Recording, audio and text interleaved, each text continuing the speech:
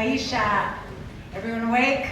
I hope so, because I'm not really anymore. But anyhow, we were on our way here, and my boyfriend picked me up, and he told me that he parked his car in this parking lot, and he got this really huge scratch on the side of his Jeep. It's a brand new Jeep. And the whole time, this huge scratch on the side of the Jeep. And when we got here into the parking lot across the street, I had a look, and I see this huge scratch. It's not really a huge scratch, it's a little scratch. So I realized that no matter what, men are always going to lie about size. So speaking of lying about size, about anything else, online dating. Who hasn't done online dating? Hello? Online dating? Something? Hello, hello? So I did online dating for a while. And yes, thank you. And online dating, looking for a man on an online dating site, is a bit like trying to find a dress in Goodwill. They're kind of used up, they're ugly, they're battered, a lot of them smell, they really do. But I dated a lot of men, really a lot of men. I went on a lot of bad dates. One date that I went on, like after 5 minutes, the guy said to me, "I can't read you." And I thought to myself, either you only have a 4th grade education or you are dyslexic. Next. And then what about these guys that they never really ask you out, but they text you, and then they use these emoticons like, "Hi," or "Do you want to have sex?"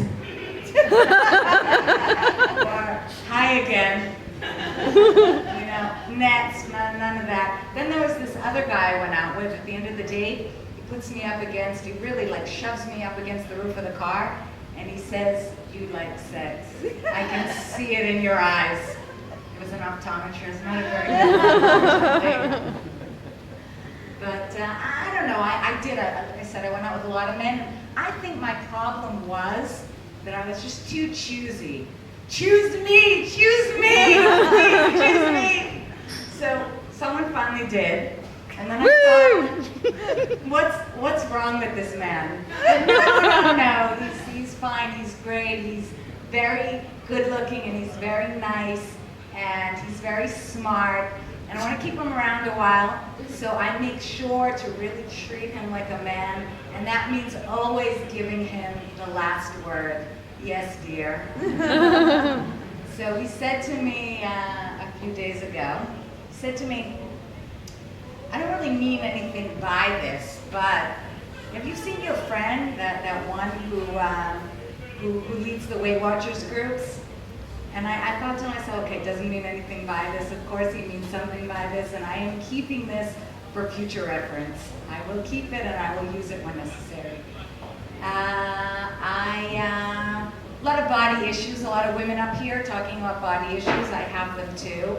When I was younger, I used to get dressed up in a low-cut shirt, low-cut, like a high skirt, and I would strut my stuff, and the construction workers would whistle, and I would say, "You can look, but don't touch." These days I say, "I'm gonna let you touch, but please don't look." And the thing is, you know, looking, like having a man look at my body, I could never, ever be a cougar. I don't know, like having this young, handsome, sexy 28-year-old man see me naked. I just can't do that. But I did get, during the online dating thing, I did get this email from this message from this 28-year-old guy. And he wrote me, "Hey sexy, what about me, you, a bottle of wine on my balcony?" I wrote back, because I'm polite, I said, "Look, I really think you're a little too young for me, but maybe your father's available."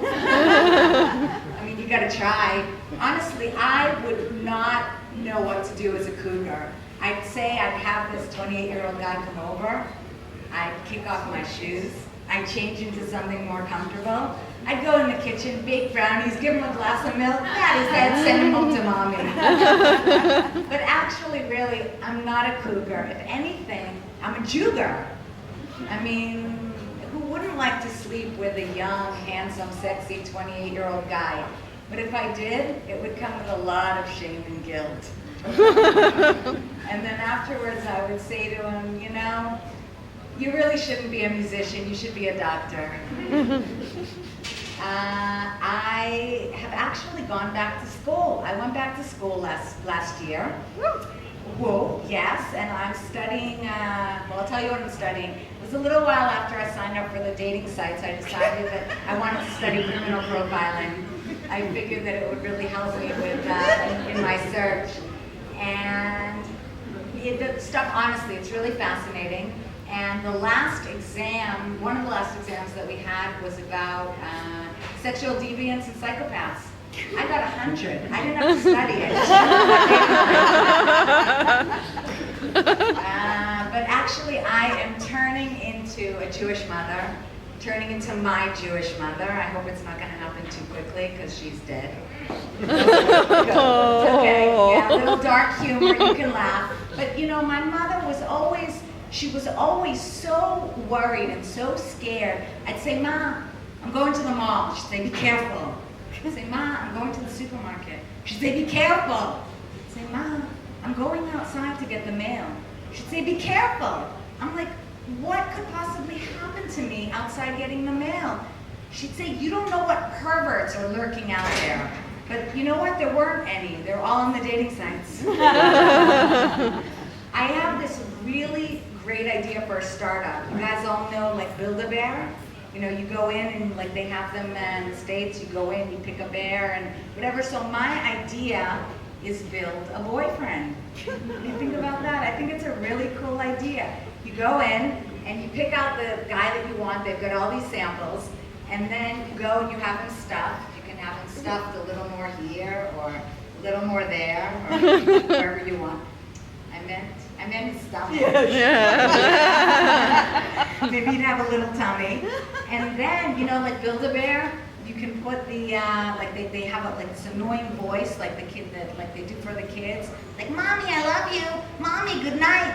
So you could have one like for these men. Like, for example, one could say, hey babe, I'm feeling steamy. Bring me your clothes, I'll iron them.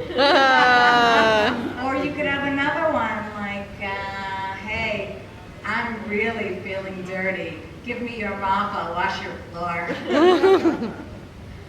But at the end of the day, one thing that I have found with all the men that I've dated, going back to my dating life, because I really get the most emotional about that. I had a lot of experiences, is men always want to know what your fantasy is. How many men have I dated that have said, like, what's your fantasy?